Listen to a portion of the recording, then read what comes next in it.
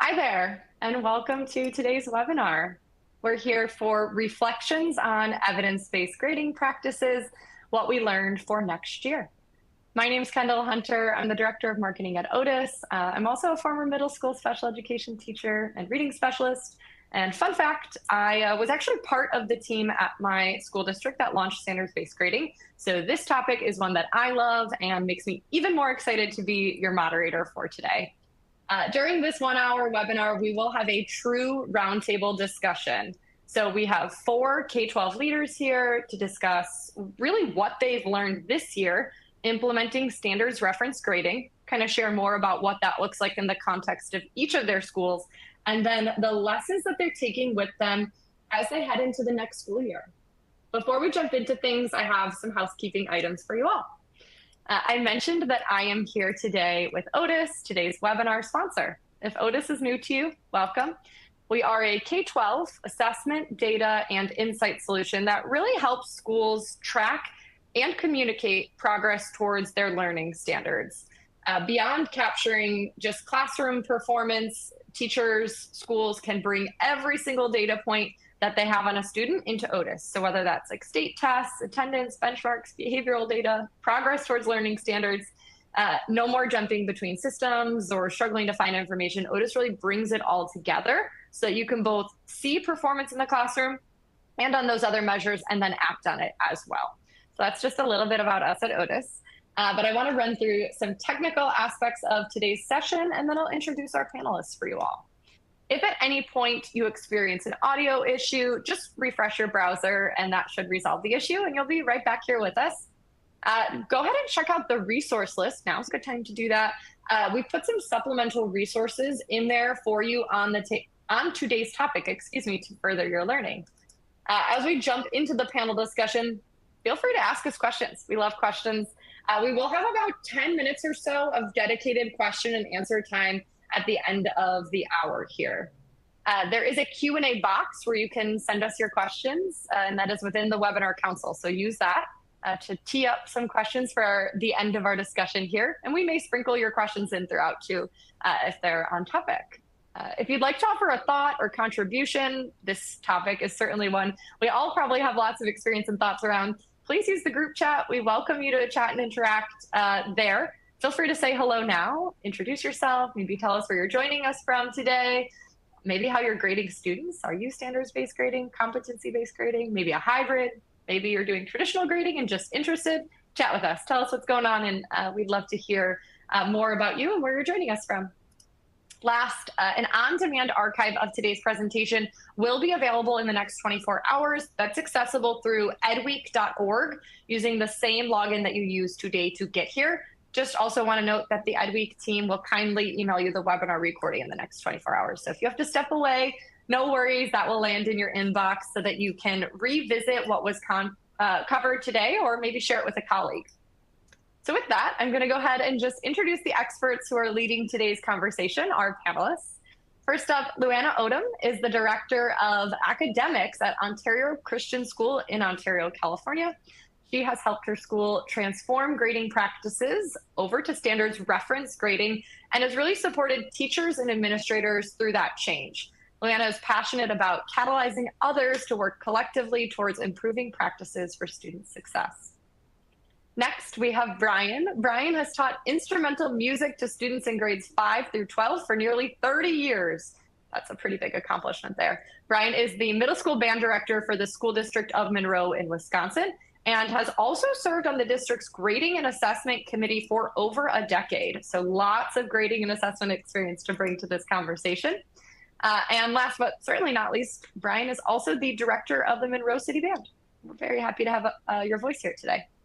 Next, we have Grant. Grant Morin is a principal who's finishing up his second year at Lewisburg School in Kentucky, and it is his 14th year in education.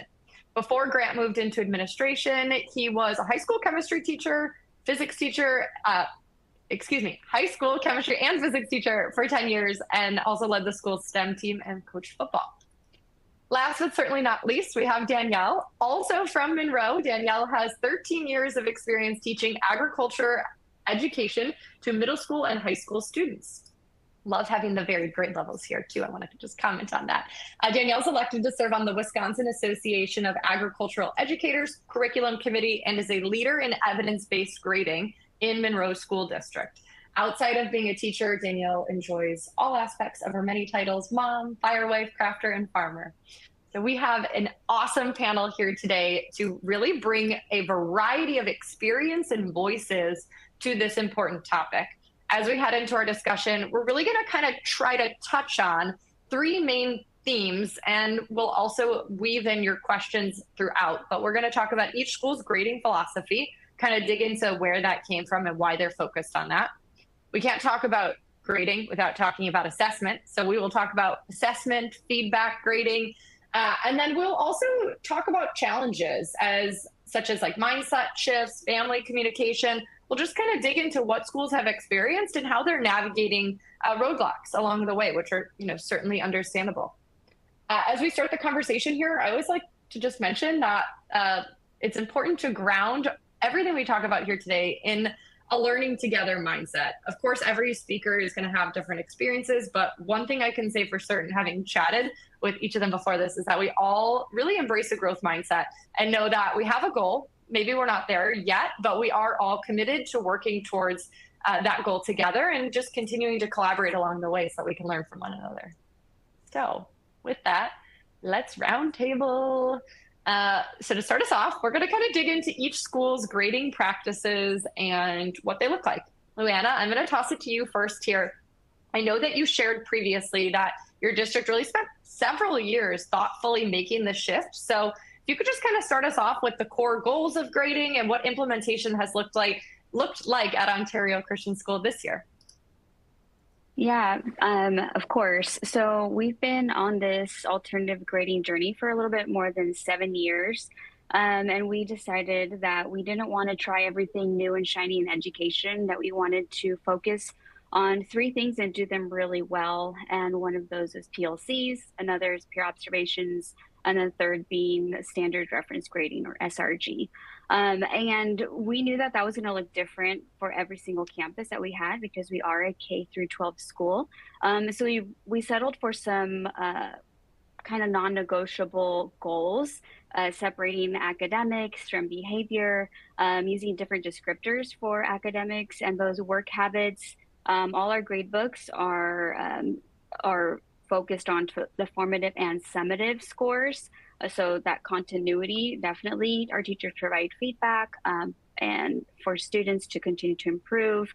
So all those things are kind of our non-negotiables throughout these years. And we really wanted to do standards reference grading as best as we could for our community. And we spent a lot of time with vertical alignment, K-12, and our power standards. So that was really important to us to spend all that time on those things.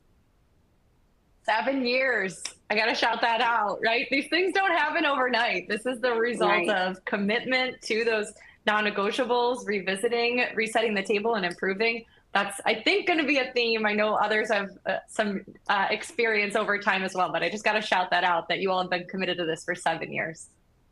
Thank you so much. Brian, I'm going to toss it to you next. I'm so excited to have a band director here to talk grading. I know I've personally worked in schools where we've struggled with alignment across content areas and dealt with how confusing that can be to students. I'm sure that we have some other teachers here who can relate. Tell us more about grading and the core goals of the grading in your classes, and then maybe how that fits into Monroe's larger vision for grading. Well, thank you. I want to thank you and Otis for inviting me to participate in this roundtable discussion, and of course, EdWeek for hosting it. Monroe has 3 primary goals when it comes to assessing our students. First, we've been aiming to anchor student learning in enduring skills that promote student agency and efficacy. Second, we're striving to ensure fair and accurate grading practices that clearly communicate what students are expected to learn and how their success will be measured against established standards. And then third, we want to foster continued learning and growth for all students by setting clear expectations. So as a middle school band director, my goal then in instructing, assessing, and reporting is to enable students to showcase their musical knowledge and skills. This involves identifying the appropriate developmental skills needed, teaching the content, and providing opportunities for students to demonstrate their progress. I assess them along their learning journey, and ultimately, I strive to develop their abilities to the point where my role changes from their teacher to their coach. I often tell them that the greatest compliment they can pay me is to not need me. And then while students are expected to practice at home, it's really essential that they learn to self-assess. Otherwise, we can't determine, or they can't determine, if their practice time is effective. Yeah, that's very fair. I love teacher to coach, or that compliment. That's a really, I'm sure that's super powerful to be able to kind of say, like, I'm going to take a step back and you just continue following what you need to do to improve. That's huge. Thank you, Brian. And as I kind of alluded to, or I think I highlighted this in the introductions, but Danielle is also from Monroe, so it wouldn't be right to not just pass it to you next. But being from Monroe, I know there's going to probably be some common themes between how you and Brian approach grading. But Danielle, I'd just love to hear more about skill-based grading in the courses you teach, and then how you communicate proficiency expectations to students. Yeah, thank you again for inviting me to this roundtable discussion on evidence-based grading or standards-based grading. One of the things that's unique in my position is I actually teach 14 different classes at the high school currently with 9th through 12th students, or 9th through 12th grade students. My classes range from really basic intro to ag all the way up to like a high level science curriculum that is aligned to our local technical college. And the learning process to do all of those is just really consistent depending on what classes students are taking. The parameters are the exact same every single time. So what I've done is, as Brian mentioned, kind of some core standards to create some efficacy. So we have 3 skill buckets in all 14 ag classes, use the same ones. 2 of them are connected directly with our science department. So we're doing a lot of collaboration and PLC that Luana alluded to earlier, and that's really kind of grounded us in our education system at the high school. And 2 of those are just sense making and critiquing practices. So I expect students to make sense of their content and then be able to provide evidence of their learning. And then the 3rd one is employability skills. Something that's been really important to our CTE department is to unify and have some collaboration and communication skills that students can be grounded in no matter where they are in this building. So using the PLC and using a student efficacy model to support students in their learning journey versus just their scores in like a traditional setting has been really helpful to kind of unify us as a district throughout Monroe High School and the middle school, and will trickle down to our elementary schools as well. Awesome. Thank you so much for elaborating on that. I'm kind of hearing some themes between what Luana shared as well, of course, the PLC model, but also sounds like Monroe and Ontario are separating those learning behaviors, or kind of trying to look at those future readiness skills and how that plays a role in academics, but not necessarily grouping those scores together and really pulling out those student skills is what I'm going to call them here, I guess, today. So I'd love to hear that theme. And I know we'll circle back to that collectively as a group when we dig into assessments and how learning behaviors can or should not be included. Grant, congratulations on your new role as principal, wrapping up to 2nd year, big accomplishment here. I'm sure you're very excited about that. Tell us more about grading in your school and how, what does grading look like for your building? How does it compare to the district? Are there similar themes? We'd love to just kind of learn more about how the last 2 years have gone and what grading looks like. Yeah, great question. We are actually at Lewisburg School in our 4th year of implementing standards-based grading. We're actually the only school in our district that has standards-based grading. Everyone else is still traditional grading, A, B, C, D. It's made it a unique challenge. Some of our community members have asked about us transitioning to the other one, but our teachers have really bought into what standards-based grading offers us. This is our 2nd year of implementing a new language arts and math curriculum, and we're in our 1st year of implementing a new science curriculum. I feel like it's given our teachers a leg up because we live in the standards through our grading practices. We're not assigning just point systems. We're assigning mastery level, accomplished, developing type skills and communicating that to our students daily. It also really supports our MTSS work. It allows for a lot more cohesion between our teachers and our interventionists, making sure the kids are getting what they want inside those intervention times. It allows for clarity, and then it also really helps our PLC protocols and being able to just transition as a building leader from PLC to PLC and hear the same conversations and see that cohesion. Yeah, that's super powerful. Having that common language and just being able to say that we're all looking at the same skills and talk about how we're getting there.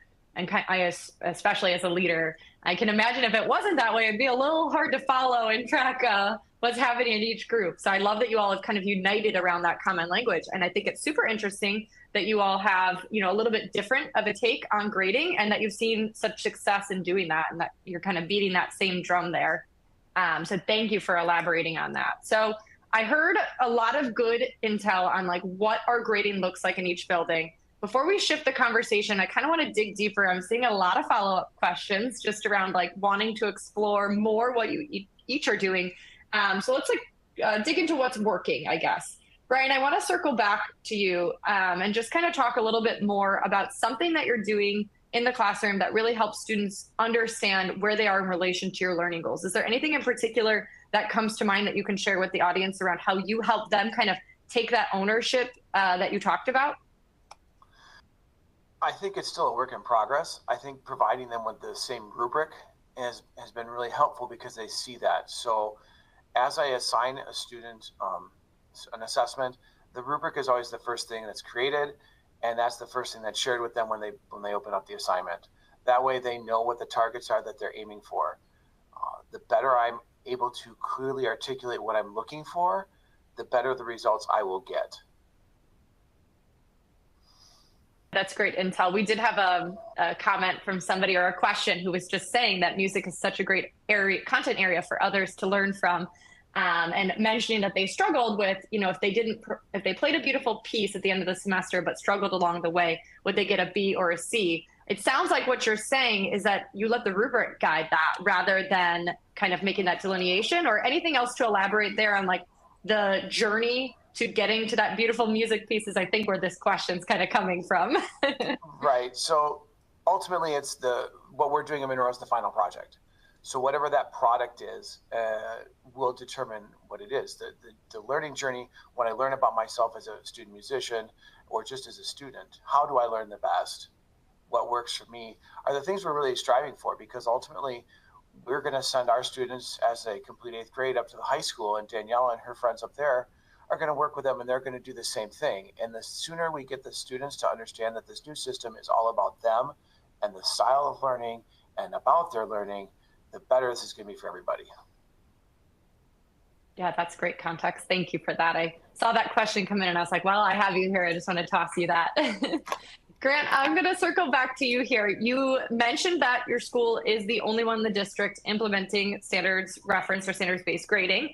And I'm just kind of curious, what keeps your team committed to this approach, being that you are the only school implementing this currently in a larger district? I think you can tie in what Brian just said, articulating our goals, our needs for our kids, identifying their learning journey. That all resonates with us. What works for our kids. And so standards-based grading allows our teachers to have a lot more clarity on what kids need. It allows us to have a deeper knowledge of the kids and their learning journey as they go about it. I feel like, again, going back to what I said earlier, we have a strong alignment to the new curriculum. We understand what the standards are. We understand what our power standards are. We understand those pacing guides. We are living in those standards every day. When we communicate our learning targets to our kids, we're also communicating to them our bigger standards and saying, this is what you're actually working towards. Feedback is personalized. It's very clear. We can always talk about kids, you didn't do so hot on this first summative assessment, but here's an opportunity down the road for you to continue to master that. Progress monitoring, that teachers enjoy standards-based grading for the progress monitoring piece. And then really for me as the building leader, it's just a matter of communicating consistency, our teachers understanding what our expectations are, and having consistency across grade levels so parents feel more comfortable with it as well. Yeah, I imagine that helps quite a bit if you're like a 5th grade parent and then your students go to 6th grade and we've just abandoned everything that we've learned the year before. I'm sure that can sometimes lead to some hiccups, especially if they're seeing the benefits of it too. Then that's a whole other can of worms. Luana, you mentioned your multi-year rollout when you started us off here, and how that you had dedicated practice years and team designed report cards. It really sounds iterative. We had a question from somebody in the audience, Laura, about this, and we would just love to know, like, what are some of the key things that have changed from when you started, and then what has remained consistent throughout that multi-year rollout of standards reference grading? Yeah, I saw that question. And I think when we first started this journey, we attended different conferences, and most of them recommend about 4 years to implement. They give like their little schedule and suggestion. So that's when we started. I think having a pandemic really helped our timeline as well. So that's included in that. But we really wanted to be intentional on how we rolled this out, if you would. So we started in the elementary, the first year, then middle school, then high school, and it looks a little bit differently at each level. But we had the questions, well, if you do this in elementary, what's going to happen in middle school, and the same for high school. So we had to really plan that out of, all right, what is this going to look like? We gave each campus about a year to practice and learn, and we did in-house PDs, went off campus. And then the teachers had input on what they wanted their report card to look like, and they got to design that as well. And so we got to work with our LMS with that, and now we're actually switching to Otis this next coming year, so we're really excited about that.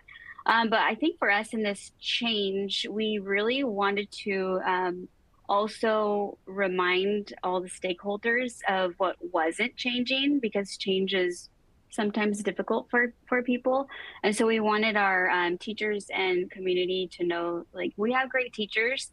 We're not going to change who they are or what they teach or how they teach in their unique ways, but we are going to change the way we communicate grades and how we provide feedback so that students could improve.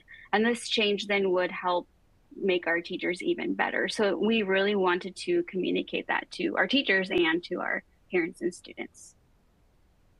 I think that's so powerful and just worth echoing. There's been a lot of comments around getting families on board. And I think that approach of like, here's what you can expect for the upcoming school year. These are things that are never going away, you know, in terms of like welcoming your student to school, having amazing teachers, being committed. Here's some small shifts that we're making and what the impact is going back to why we're doing what we're doing. I think that's just such great guidance. You could probably make an awesome infographic.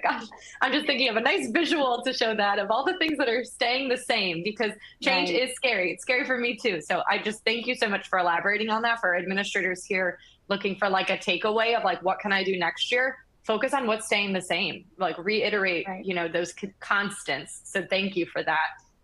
Danielle, I want to toss it to you next. We've heard feedback come up a few times here. I'm especially interested in learning about at the high school level, where students are really constantly fine-tuning their ability to reflect and grow and engaging in those conversations. Can you share a little bit more about your philosophy on feedback and what that looks like in practice in terms of how you and your students process feedback? Yeah, as a teacher who is fully involved in evidence-based grading, I truly believe that using evidence-based grading creates an environment where we use student performance to outline their competencies. And one of the things that the way that this happens in a classroom is I force students to self-assess. So students are expected to learn by doing some sort of a learning activity.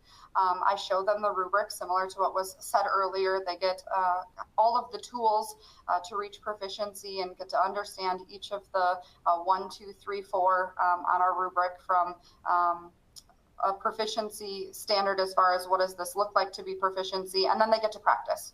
And at the end of every practice, they have to utilize that rubric and self-assess their learning, which is important to them, so that way they can guide that final outcome.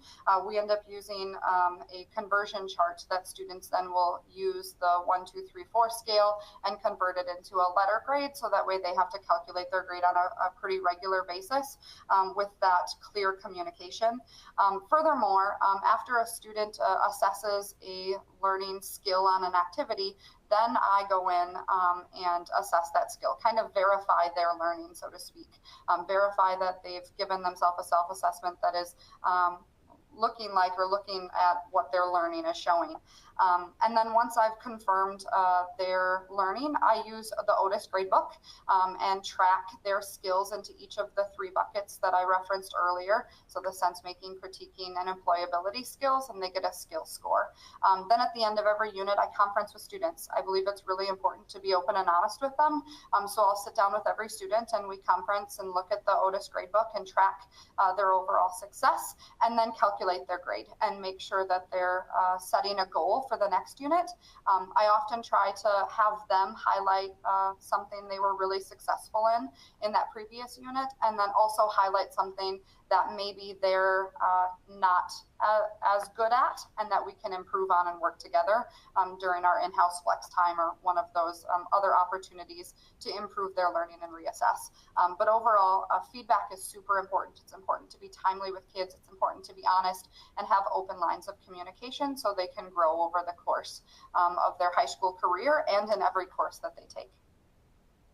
Absolutely. Sounds like you all are having some great conversations about grading. I did see one question come in as you were chatting that I think would just be good to answer out loud. I think you kind of alluded to it, but Fallon, who's here with us today, thank you, is wondering if as a high school educator, you all have had any issues with students getting into college, reading transcripts. It sounds like you're doing a conversion of some sort, but would you mind just briefly touching on if there's been any challenges or things that we should know about that? Because I know that question, especially in high school, comes up. Yeah, it absolutely comes up. I mean, there's absolutely, the misconception that we're hurting our kids or that we're inflating grades. We don't have any evidence that either of those things are happening. And typically, what we're seeing actually is students are trying harder and they're working more. We use our EBG conversion chart, and the way that it works is any combination of 3s or 4s is an A. So to reach proficiency, which we set proficiency at a 3, so any combination in our 3 to 5 skill buckets. I use 3 buckets personally. Some teachers use a few more depending on their particular area, and then we just convert it down. The idea would be that student wouldn't be able to pass the class with 2 skill buckets that show they haven't improved beyond that emerging or that 1 category. So they're actually working on some growth. We haven't had any issues as far as utilizing, we still use our SIS. We don't use Infinite Campus. We use Skyward. We just convert the grade at the end and put it into Skyward. And there haven't been any huge learning curves that we know of. We are really in some of the beginning stages as we're not fully implemented in evidence-based grading. We have some teachers that are still at the traditional style, but really nothing at this point that has been a huge roadblock for us. Thank you so much for elaborating on that. And I appreciate you just kind of walking through what you've seen and what you all have found. That's super important. Looking at our time here, I want to kind of shift gears and talk about assessments, because you can't talk about grading without talking about assessments, and time is flying. So Grant, I'm going to start with you, if that's okay. You kind of alluded to the critical importance of your assessments and how, as an administrator, you could kind of pop in at any point and hear similar conversations. What types of steps are your teachers taking to make sure that those assessments you all are giving to students are aligned to those power standards that you referenced? That work starts with our PLC protocols, PLCs and vertical PLCs. We want to make sure that we are meeting the needs of all the standards, all of our learners with our assessments. We are currently working on building those in our Otis platform here in the next few weeks as school widens up. Again, making sure that we've hit every standard, we have plenty of time for every standard. We want our teachers to be able to look at things through a lens of proficiency, a lens of mastery, and how are we going to get our students with these common assessments get into those learning targets? How are we ensuring that they're making the growth, they're making the strides that we want to see in our classrooms? Teachers need to make sure that they have the clarity, they need to have the comfort as they build these assessments. We don't want it to be, here's an assessment. We want those teachers to be able to have the voice, the choice, and the comfort. That's the main thing. We don't want them to hand them a finished product or anything like that. From there, like I said, we'll break it down. We'll go into PLCs, try to poke holes in our assessments. Is there anything we didn't address? We'll take it to the vertical PLC agenda, take a look at across grade levels, just making sure between now and when school comes back around, our common assessments for August are airtight and everybody knows our expectations for the next school year.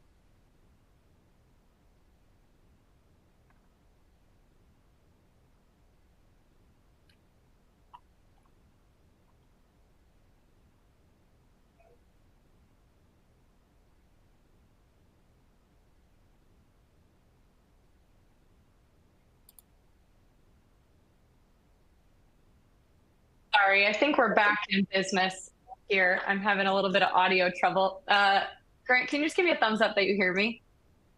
Okay, fabulous. Thank you. Whew. Did you catch all that? I can go back over anything if you need me to. I actually caught everything you said. I just got cut right as I was about to reply, and my mute was frozen. Oh, panic! We're back. If I could, just real quick, I kind of tied into what Luanna said about communicating what isn't changing. So as we change our common assessments and we look at making a few changes to align with our new curriculum, I think it's just as important with parents. We're also communicating to our teachers what isn't changing. What's not changing is we want kids to be able to show growth. We want kids to be able to have the mastery level access or number of attempts with their assessments that they deserve.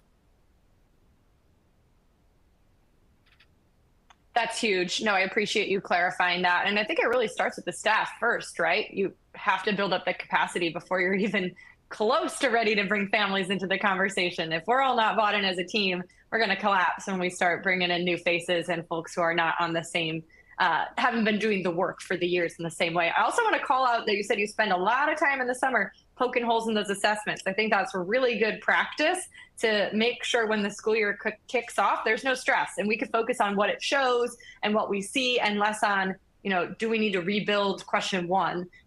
We can look at that alignment before students take it. Of course, if after the fact, something is revealed, you could dig back in. But I thought that was great. Thank you so much for elaborating on that. Danielle, tossing it over to you. What types of assessments do you use in your classes to kind of understand where students are in relation to mastery? One of the things that I did when I started the evidence-based grading journey is I set up all of my classes in a really similar manner, whether it was a freshman level intro class or a really high level biofuels and biotech class. So I start each unit with a lot of transparency and clarity for students. I think Grant just talked about how being clear is so important to both students and families. So I start by providing a unit overview to all of the students. This is going to really lay out what students are expected to know. And this is the learning targets or the objectives, and then how it aligns with how they're going to show their learning. So there's a direct correlation that this is what you're going to be expected to know, and then here's how you're going to show that learning in an assessment, which is typically going to be a hands-on learning activity. Students also get a preview of our review questions. So I call them essential questions. They're really vague. What they do is tie multiple learning activities together in order to form some cohesion between the unit and the start and the end. I truly believe that I love agriculture and I love what I teach, but the content isn't what I teach. It's truly the skills. So it's those enduring skills that come over and over again, using the content of agriculture education to show some growth in learning. As we go through the unit, the students will complete a series of learning activities, basically between 3 and 5. They'll also work through those essential questions as a review. And then at the end, I do use an assessment where they have to tie everything together. Sometimes I preview that assessment with them and show them the style of questions and the things that will be on there. The assessments are still tagged to the same 3 skill buckets. Students still self-assess even in the assessment. They have the opportunity to self-assess there. And then I provide some timely feedback. So they get that feedback from each activity. During the unit, they can reassess that activity up until the day of the assessment. After we've taken that final unit assessment, then those grades are kind of locked in. I'll go through and follow up with each student and evaluate their overall achievement in that unit. We'll calculate their grade and so on and so forth. So it really has been an opportunity to get to formulate my classes in a distinct way, going off of what Brian said earlier, to get to the point where they really don't need me. They know exactly what's going to be expected of them and can follow through and really be in charge of their own learning, which is really powerful to set up a classroom that way. Absolutely. I just have one follow-up question for you. I'm curious if around tools that you are using. Constantine, who's here with us today, asked a question around, like you mentioned, Otis, Infinite Campus, the assessments that you're giving. Can you just talk us at a very high level through your tech stack and maybe what you're using and how each one works together? Does that feel safe? Yeah, absolutely. Traditionally, like when I started at Monroe, we were a Schoology school. So we used Schoology. We're since transitioning away from Schoology and using Otis. This is our first year utilizing Otis. I use that as my primary LMS. And then we still use Skyward as our SIS system. I use Otis. I run full implementation, all of my classes on there. From all of my assessments are there. I use the advanced assessments. I use the simple assessments, the rubric-based assessments. I add things into all levels of Otis, and students can access that. For me, that's my primary source of technology. In the past, I used a lot of different platforms. I used a little bit of Kia, like an online testing site. I used Quizlet. I used lots of different gaming things, and I tied it all together. But being able to kind of downsize as we transition into a fully implemented EBG school and utilizing Otis as our main LMS is going to provide some consistency and clarity throughout our building, which is absolutely something that has been a little bit of a struggle as we transition out of one program and into another. That's fair. Thank you so much for elaborating on that. That's super helpful to just kind of hear what you're using day to day versus where I like to think of, student information system is like the source of record. It's not guiding what I'm doing in the classroom. I'm not delivering my assessments in there, but we've got to keep track of addresses, attendance, state reporting, and that is exactly what that does. So thank you so much. Brian, kind of tossing it over to you here. What do assessments look like in your classroom? I know you shared with me that you don't use formative and summative anymore, which I want to dig into more, but kind of at a high level, what does assessment look like in your band classes? So Monroe has switched away from formative and summative, like you said, and we're using a practice scrimmage game model. So some assessments, those are ones that are building like foundational skills and knowledge. We use those, we call those practice assessments. And the sports challenges really help clarify this for our families and the stakeholders. And the goal is to frame the students' learning and prepare them for more advanced skills in the course. So in my classroom, this often takes place in a large group activity where I introduce a musical concept, and then we practice together using our method book. I take mental notes on the students' performance and create a plan to guide the entire class toward our learning objectives. The second type we use is called our scrimmages, and they develop the students' readiness for the actual evaluation. So in this case, we're about a week away from our spring concert in Monroe.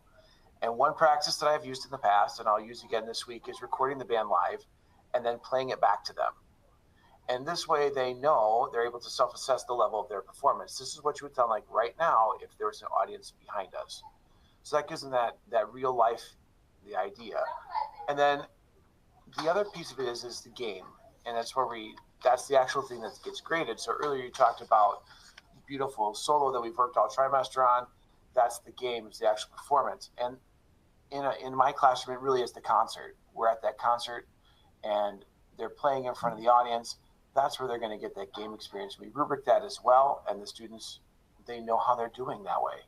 It can also be through like a unit assessment on their individual skills. So both of those things work really well for me. I love the scrimmage mentality. That language is, certainly something that's easy for everyone to be able to reference, or parents, families, students to kind of get like, this is practice, then there's the game. So yeah. I think that's really helpful language to use to kind of demystify the complexities of some of these things. Well, and one other thing on that, like the only thing I have to put in the grade book is the game. The scrimmage and the practice are great things, but they don't have to be recorded in the grade book. So not everything I do in my classroom needs to find its way to my grade book. And that's been a game changer for me as well. Thank you for elaborating on that. Luann, I know we just kind of heard that the Monroe has moved away from formative and summative. Tell me more about grading in Ontario. Are you all using those terms? Is that like, how are you giving all your students an accurate and meaningful picture of learning within your building? Yes, we do still use those terms, but I like what Brian was saying. That is an analogy we've used as well as all the practice that leads up to the game. So in the formative for our students, we mentioned to students and to the teachers that is practicing as many times as you need, using feedback specific feedback, like Danielle was saying. I really liked how she mentioned that, giving that immediate feedback as well. Like, we need it right now. If you're practicing to get better, you can't tell me after the fact, oh, you should have done this. So you have to talk about it now. So giving those opportunities to relearn and try again. And just for the teachers in here, not everything has to go in the grade book. Grading is very daunting. A lot of that formative and the feedback can be given in person right there in class. Like, oh, let's make sure you check your steps as you're walking around, as the students are doing independent work or something, or you pull them aside.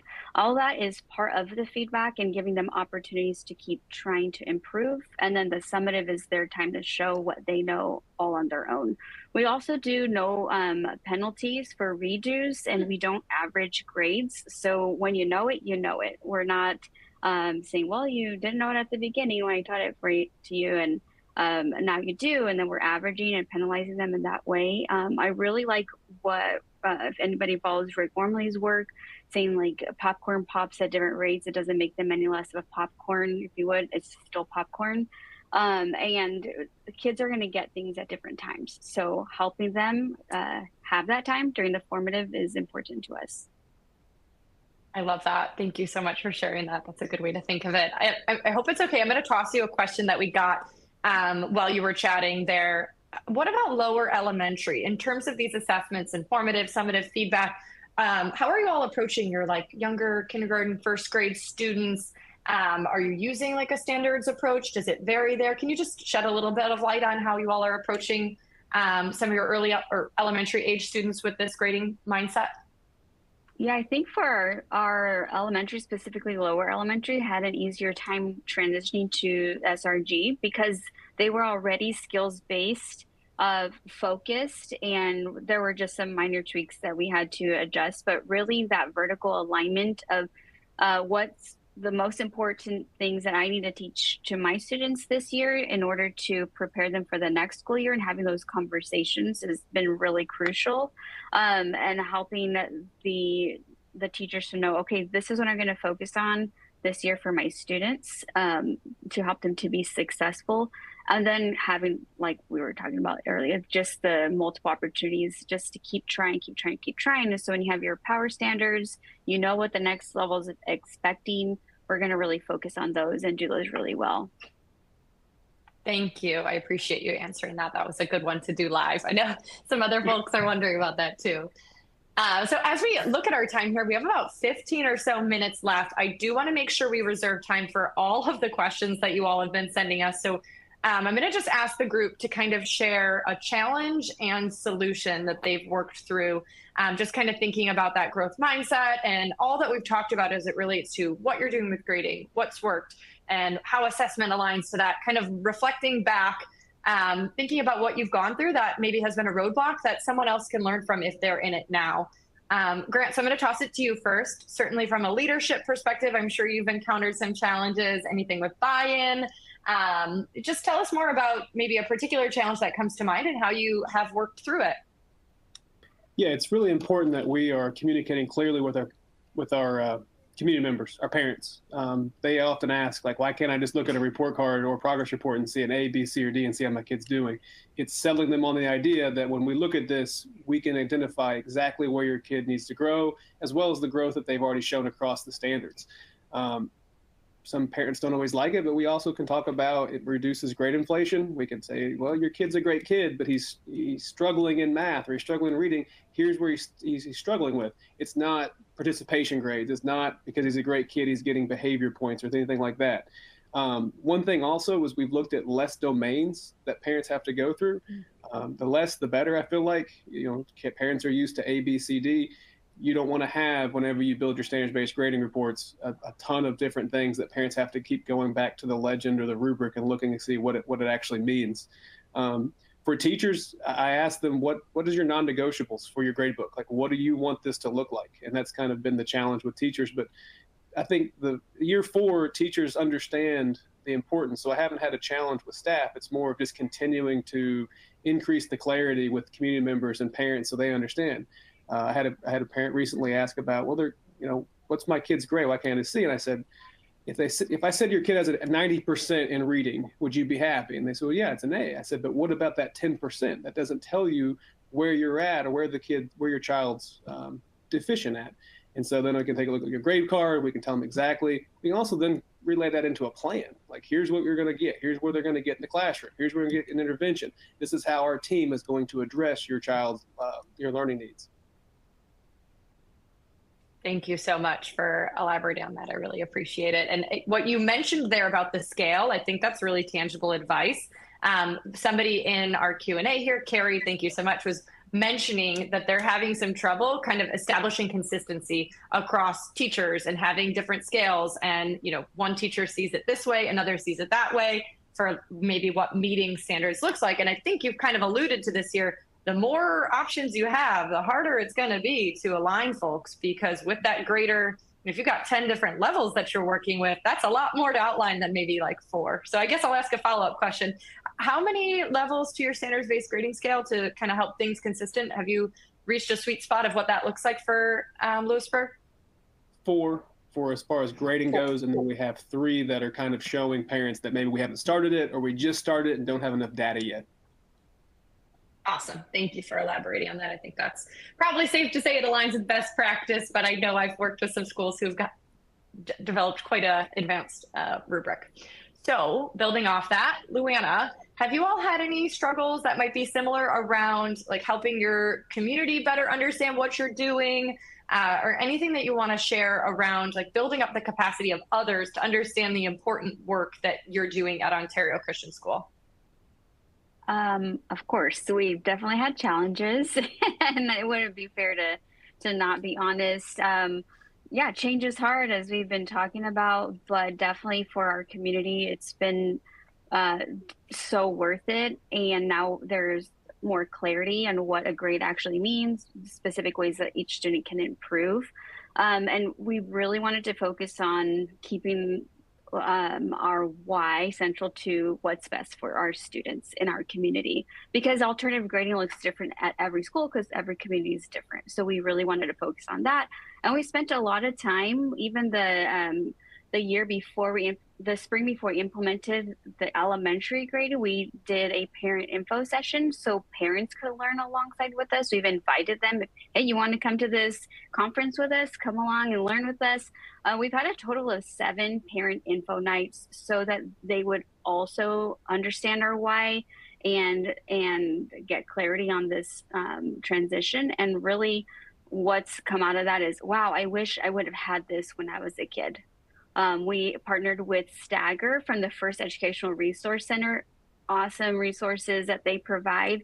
And they actually even came to our school and did a whole K through 12 like information night. So don't just make the change and think, oh, they're going to know or they'll get it. The report card has the key. We really invited them alongside to learn with us as well.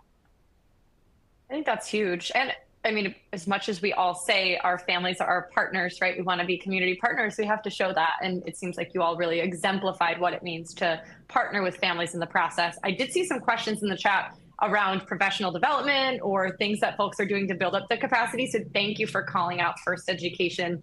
And there, I think it's the Stagger Centers. Mm-hmm. Stagger Center. We can share a link to their website if anyone's interested, but I've participated in their professional development as well. And I swear I learn something new every time. So definitely would also stand behind that. Brian and Danielle, I'm going to kind of come to both of you for this because I do think it's important to talk about that formative and summative and maybe why you all moved away from that. I'm guessing it had to do with some kind of challenge. Those are, terms that we do hear often. Brian, did you want to start us off? Tell us more about the shift away from formative and summative. Was it in response to something? What are you seeing now as a result of that in terms of how you view assessments as a community? I'd love to hear more. So just like Luana mentioned that they're on a 7-year journey, I've been involved with this committee for, I believe, 15 years now. We've been transitioning to some type of standards evidence-based grading practice all that time. And everybody's mentioned how it's hard. And it is, and it takes time. But one of the lessons that we learned when we were using the terms formative and summative assessments is that students would try to game the system. And I believe you could talk to just about any person who was working here with those terms at the time. And the first thing that students would ask once we said, here's your assignment is that formative or is that summative? Because our formative assessments were 20% of their grade and our summative assessments were worth 80% of their grade. And what we found was that their effort on an assessment was in correlation to whether or not it was formative and summative. And oftentimes as teachers, we found ourselves focusing on paper chase. Do I get their formative assignment? How do I get that from them to show them where they're at so I can give them their summative? And that became a huge problem. We as a staff realized that we needed to change and we needed something that was better for us so we weren't wasting our time and our energy was spent in the right direction. So. Thank you so much for sharing that. I know I've had that question too, especially in my early years of our standards-based grading. It was just like, does it count? It's similar. Is it formative or summative? Will I be graded? Yes, I've heard that. Middle school teacher here, so I know that life very well. Danielle, building off what Brian shared there, if there's anything you want to add around positive impact that you've seen as a shift in your classroom to assessment effort. I'm also just curious if you have anything to share around like student perception of assessments, kind of how this has trickled down into your classroom and your work with students based on what Brian shared. Yeah, absolutely. One of the biggest things that has helped so much in the classroom is how I talk to kids.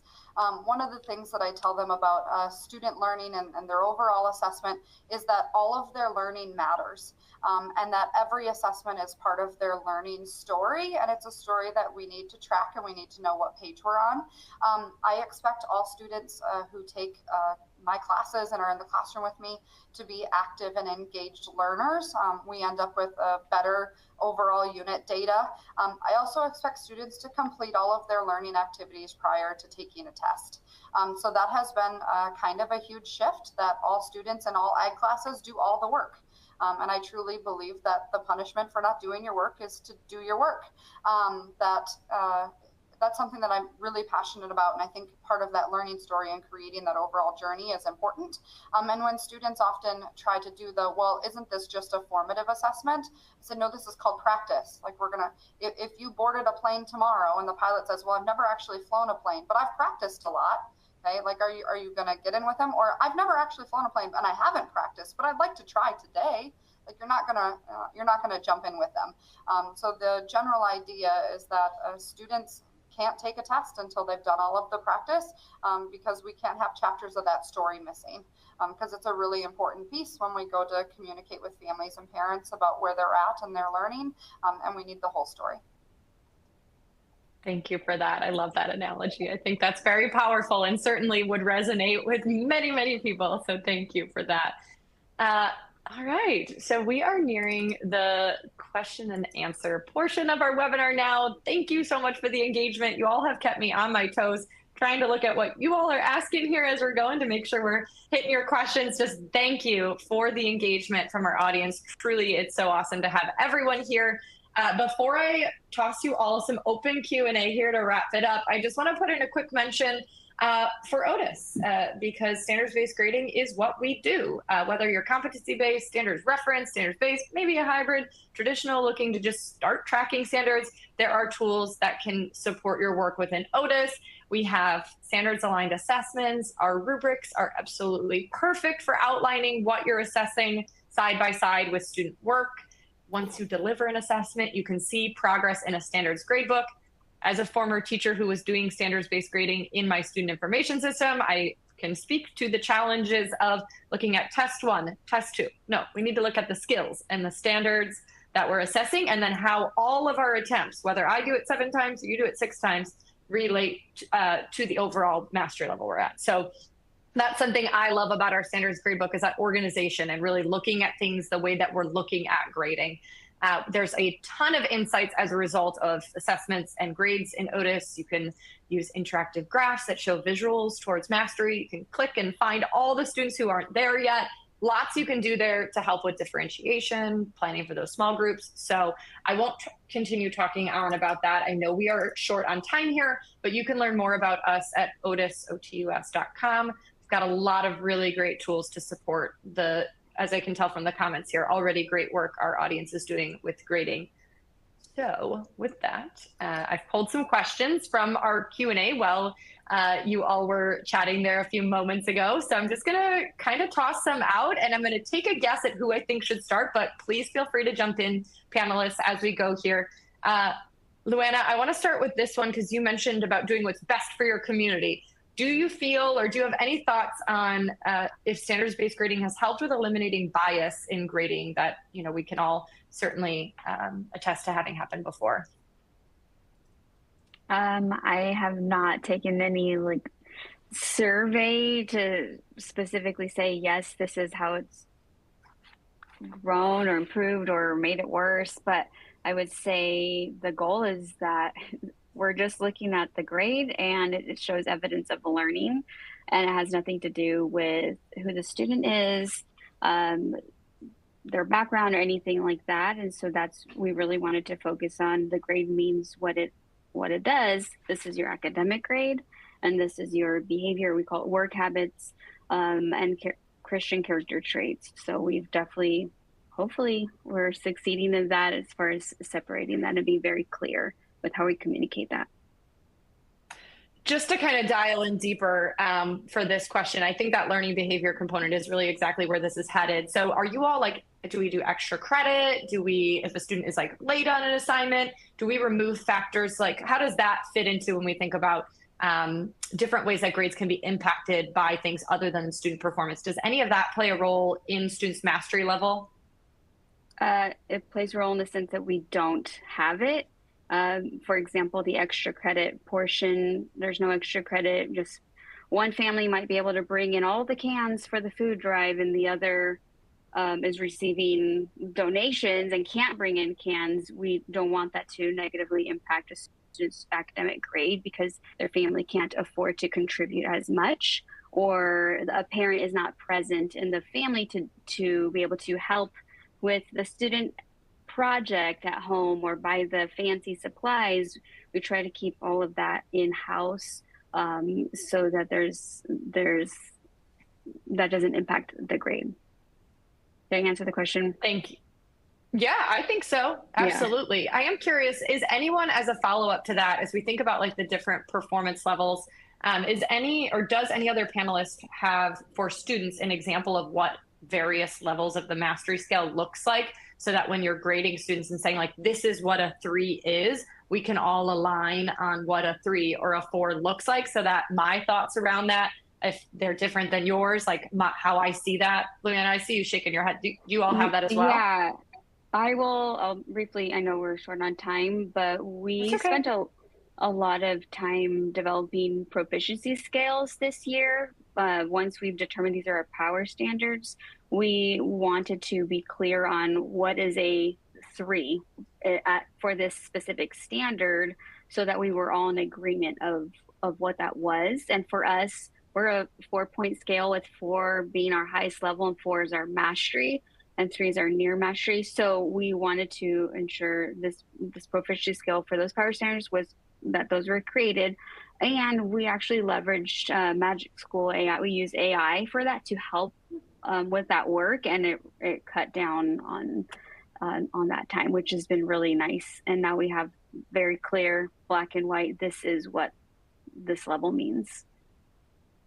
Thank you so much. I think we can probably squeeze in 2 more questions here, just kind of going through. This is a really specific one, but it came up a couple times in different ways.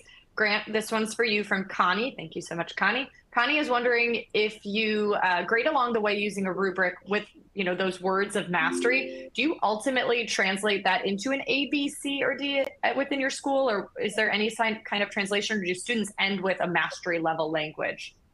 Yeah, they end with the mastery level language. We've been asked by parents if we could translate it. We're looking at translating it for records as they go to the high school level, just because high school is traditional. One of the big things for us that we've looked at to help kind of align us is the use of an honor roll and a principals list. And that's kind of helped parents get that clarity of, okay, my kid's technically an A/B honor roll student. Those logistics were built by our teachers. Just came with the idea over the summer last year, and they've taken it and ran with it. It's helped the buy-in with our parents and our community, allows us to celebrate student growth, another layer of student growth celebrations. And parents have appreciated that aspect of standards-based grading. Absolutely. Thank you for elaborating on that. We also had a question about honor roll, so I'm glad to hear that that's something in your community that's kind of helped through a reframe families to still celebrate those successes, as this is not designed to, eliminate celebrating success in that way. So I appreciate that. With that, we are 1 minute over, and I want to respect our panelists are all school leaders who are in the building right now and likely have other places, maybe even classes to be at. Thank you so much, truly, to everyone for being here with us today, for sharing just all that you've learned over the years. You each are truly a wealth of knowledge on this topic. I could keep chatting with you, but I won't, because we're not allowed to.